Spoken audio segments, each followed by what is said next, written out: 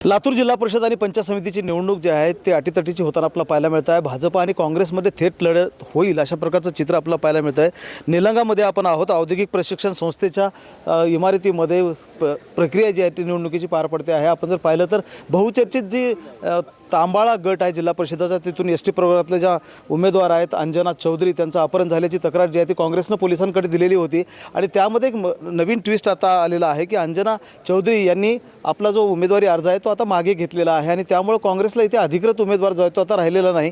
एकूणच जर लक्षात घेतलं तर भाजपानं एक वेगळी खेळी करत काँग्रेसचा उमेदवार पळवल्याचा आरोप जो आहे तो काँग्रेसकडनं करण्यात येतो आहे। मोठा पोलीस बंदोबस्त जो आहे तो या औद्योगिक प्रशिक्षण संस्थेच्या इमारतीमध्ये ठेवण्यात आलेला आहे आणि वेगवेगळे जे अपक्ष उमेदवार आहेत, वेगवेगळ्या गटातले पंचायत समितीच्या गणामधले, ते आता उमेदवारी अर्ज आज वापस घेत आहेत, कारण शेवटची तारीख आहे आज आणि मोठा पोलीस बंदोबस्त आपण पाहू शकतो। अशा पद्धतीनं तांबाळा जिल्हा परिषद गटाच्या मधली जी काय स्पर्धा आहे त्याला घेऊन इथे ठेवण्यात आलेलं आपल्याला पाहायला मिळतं। एकूणच अंजना चौधरी ज्या आहेत ते या त्यांच्या पतीसोबत इथे आल्या, त्यांचं अपहरण झाल्याचं सांगण्यात येत होतं, त्या बेपत्ता असल्याचं सांगण्यात येत होतं, मात्र त्या आल्या आणि त्यांनी आपला अर्ज जो आहे तो उमेदवारी वापस घेतलेला आहे। कसलाही दबाव माझ्यावर नाही असं जे आहे ते त्यांनी सांगितलेलं आहे। एकूणच ज्या तांबाळा गटावर ही चर्चा सुरू होती किंवा अपहरण बेपत्ता अशा चर्चा सुरू होत्या त्या कुठेतरी आता थांबल्याचं चित्र आपल्याला पाहायला मिळतं आहे। अंजना चौधरी यांनी उमेदवारी अर्ज मागे घेतल्यामुळे आता काँग्रेसकडं मात्र उमेदवार जो आहे तो उरलेला नाही आणि अपक्ष जो आहे तर त्याला पाठिंबा आता काँग्रेस देऊ शकते अशा प्रकारचं चित्र आहे। तर भाजपाचा जो उमेदवार आहे तो अधिकृतपणे लढतो आहे।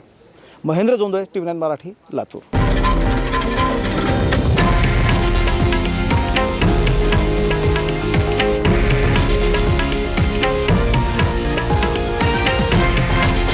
हे आहे देशातील नंबर 1 न्यूज नेटवर्क आणि आपण पाहत आहात TV9 मराठी, एकमेव।